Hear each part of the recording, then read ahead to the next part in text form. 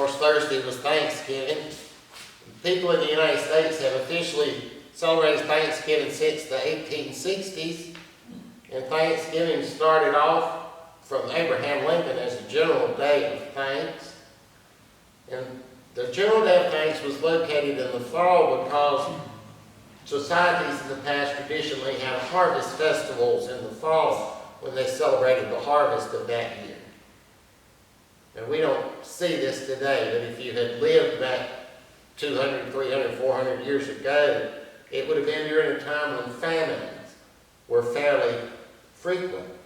That was before long-term food storage like canning and freezing. It was back before food could be transported long distances, and the food supply for any given area was always hanging by a thread. If you had a drought that year and you didn't have a good harvest, you may go hungry in the winter.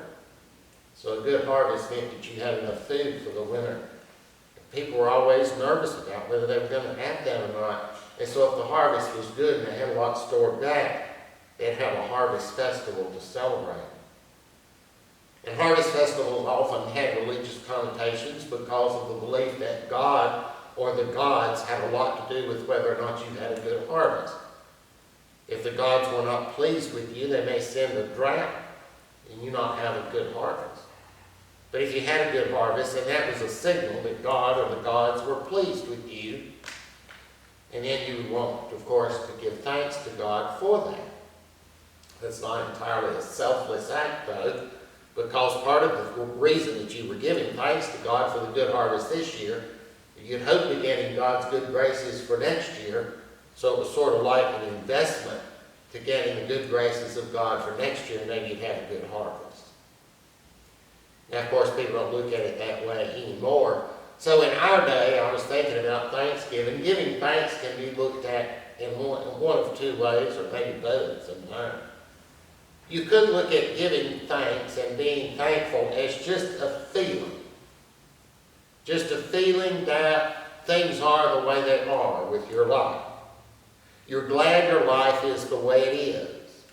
And in this sense, being thankful simply means a general feeling of being glad that your life is relatively good, that it is the way it is.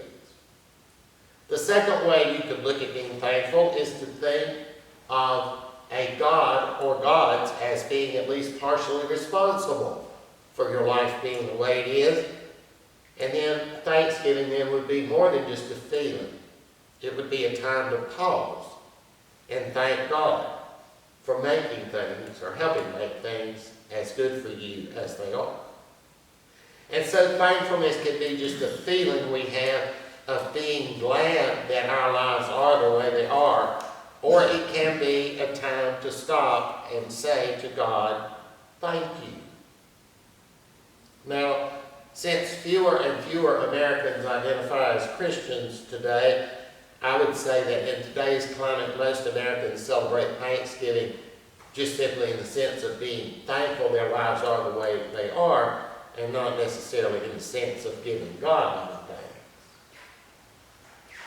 Now, if you had gone to Las Vegas 15 or so years ago, back when they still had slot machines instead of video games, you could have walked up to a slot machine, put a coin in the slot, and pulled the handle, and then see if you won anything. If 1,000 people did that, most of those people would lose. A few might win a little bit.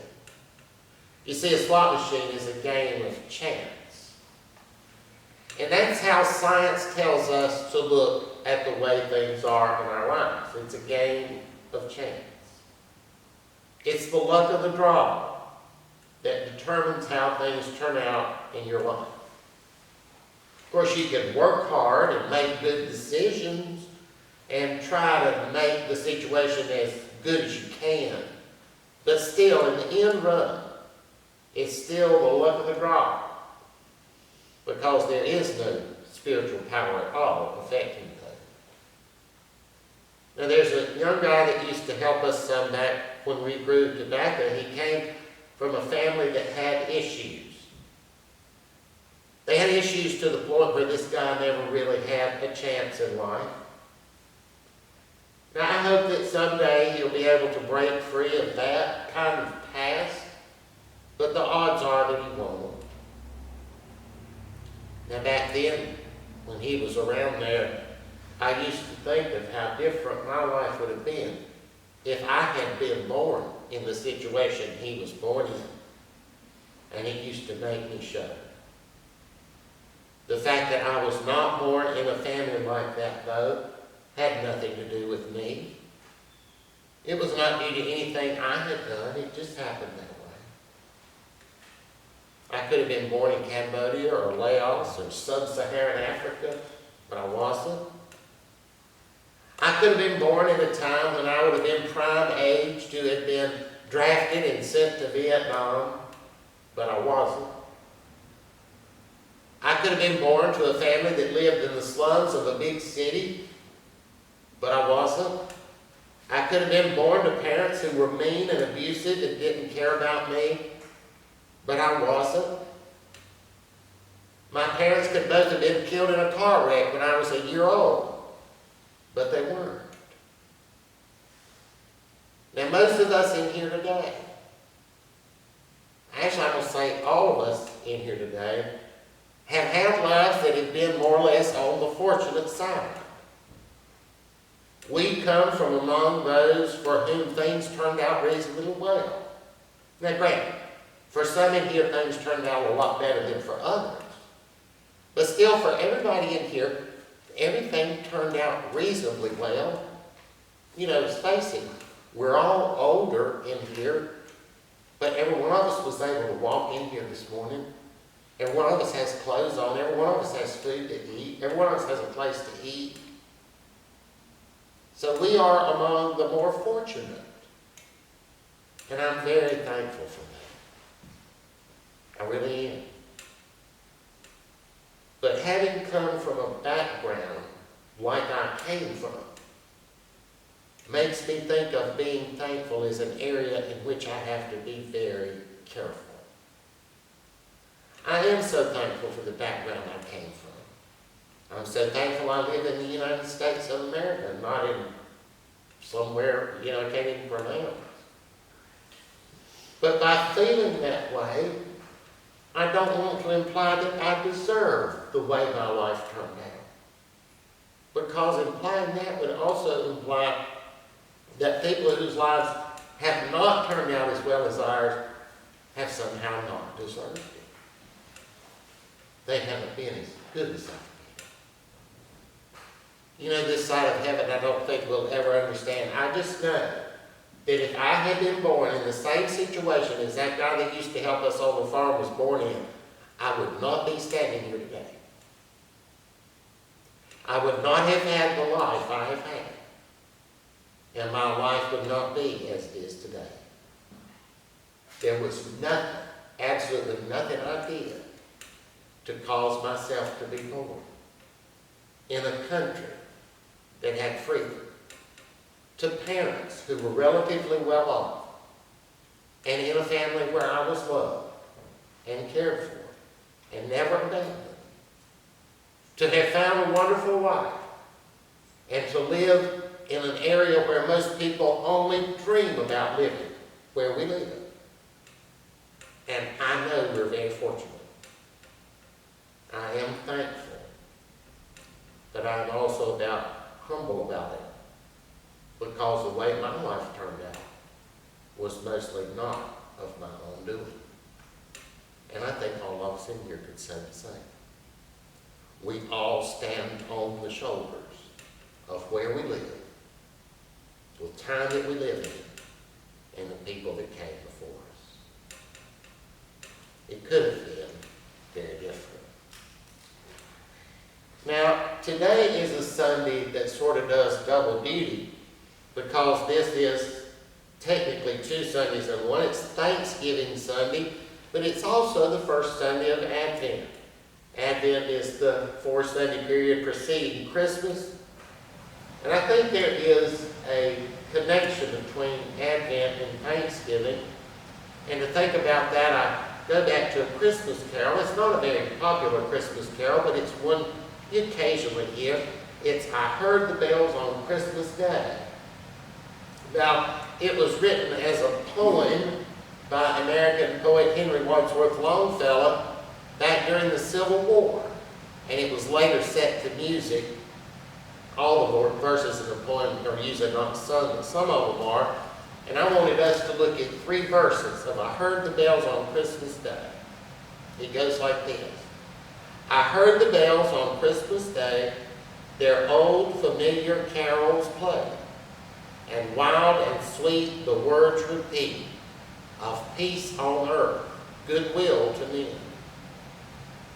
And in despair I bowed my head.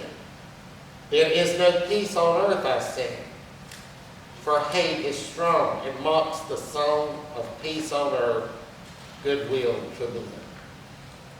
Then pealed the bells more loud and deep, God is not dead, nor doth he sleep. The wrong shall fail, the right prevail, with peace on earth, goodwill to men. Now the first part of that peace on earth, goodwill to men, comes from the gospel account of Luke, the account of the birth of Jesus. Remember, angels came and announced the birth of Jesus to the shepherds, and they say, peace on earth, goodwill to men. And here was Longfellow 2,000 years later. His wife had died not long before in a fire, a tragic fire, and his son had been seriously wounded in the Civil War, and here it was, Christmas. Where was this peace on earth and goodwill to men that the angels had talked about 2,000 years ago? It was nowhere to be found. It didn't seem like there was peace on earth, goodwill to men. And in the poem, Longfellow talks about how he was in despair, but then he heard the bells again. The wrong shall fail, the right prevail. It is that I'd like for us to think about today. The promise of Christmas, peace on earth, goodwill to men, seems as if it has not been fulfilled.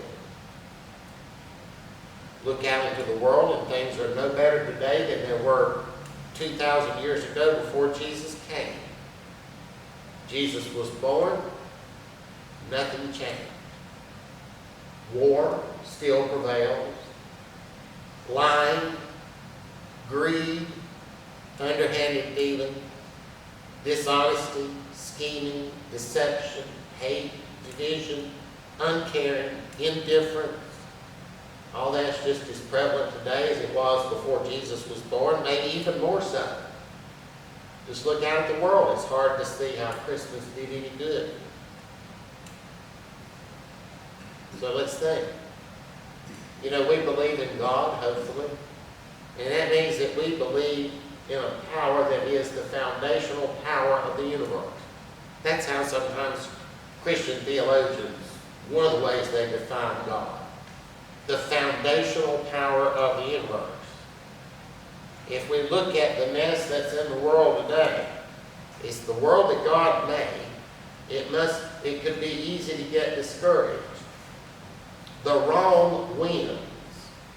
Lies win. Greed wins. Hate wins.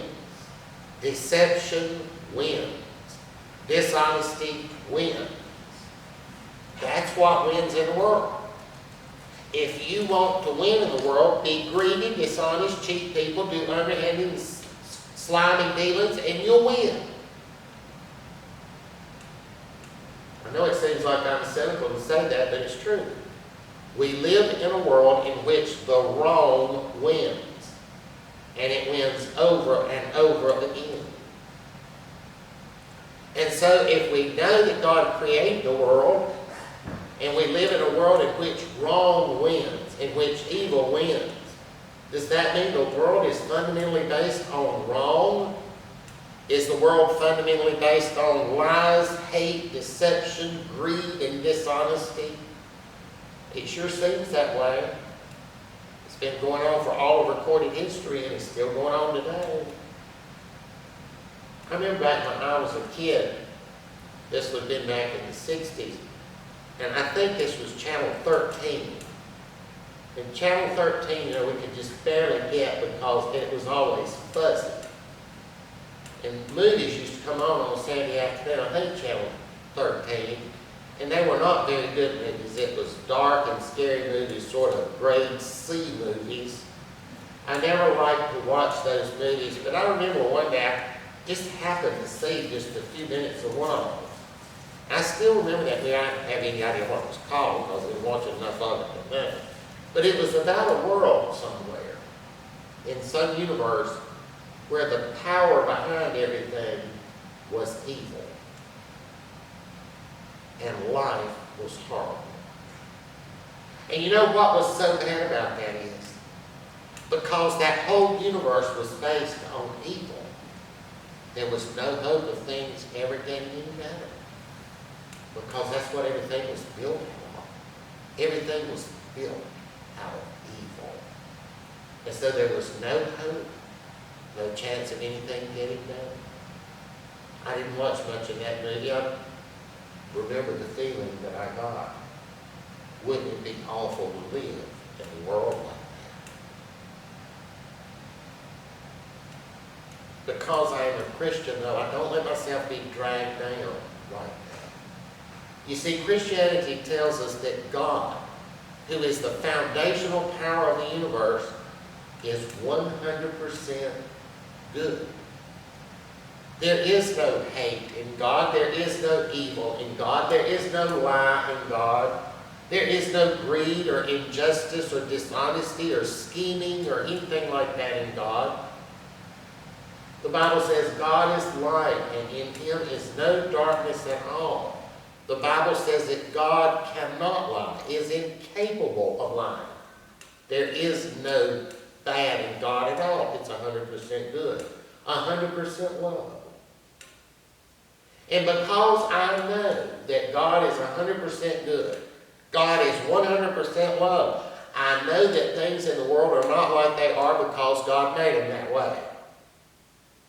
It has to be that the things that are in the world that are evil and bad have to come from some other source than God.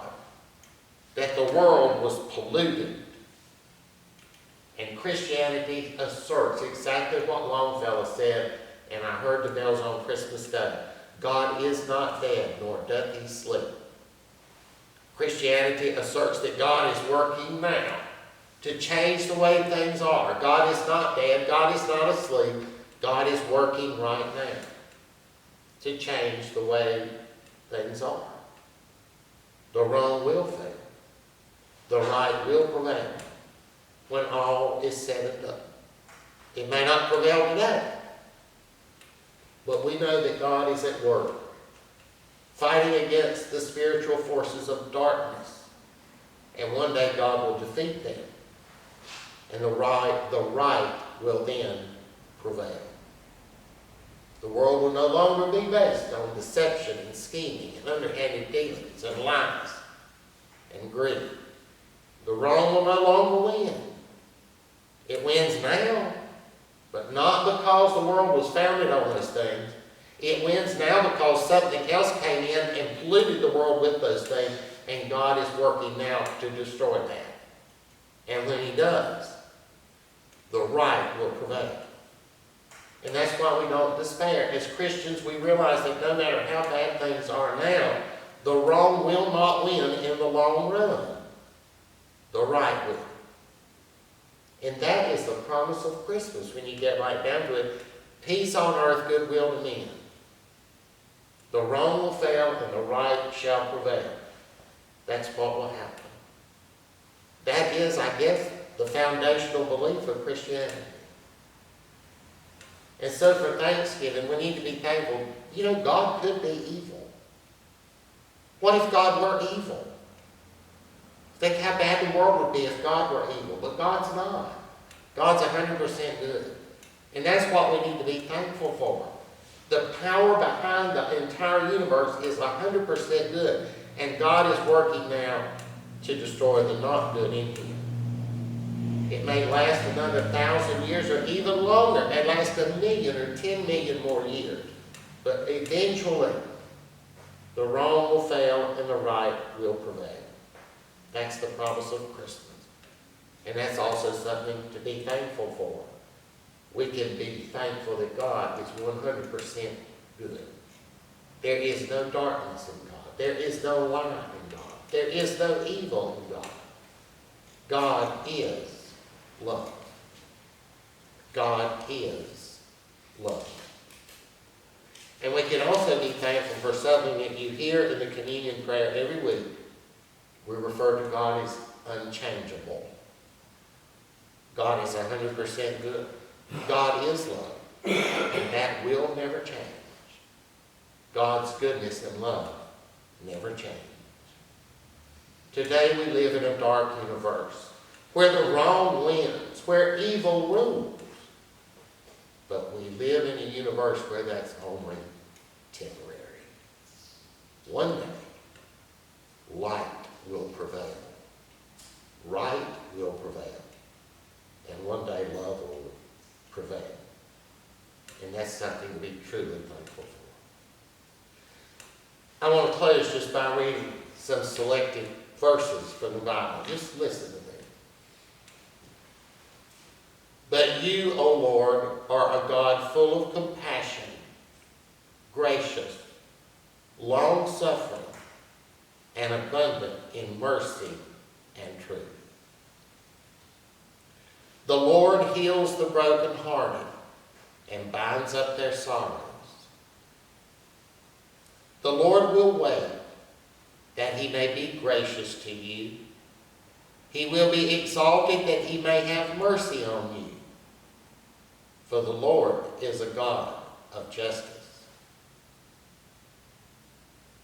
The Lord is merciful and gracious, slow to anger and abounding in mercy. He will not always strive with us, nor will he keep his anger forever. He has not dealt with us according to our sins, nor punished us according to our iniquities. God does not retain his anger forever, because he delights in mercy. I dwell in the high and holy places with him who has a contrite and humble spirit, to revive the spirit of the humble, and to revive the heart of the contrite one. According to his mercy, he saved us. God is love. Every good gift and every perfect gift is from above and comes down from the Father of lights, with whom there is no variation or shade of turning. The Lord is good, a stronghold in the day of trouble. That God is like the way he is truly something to be thankful for.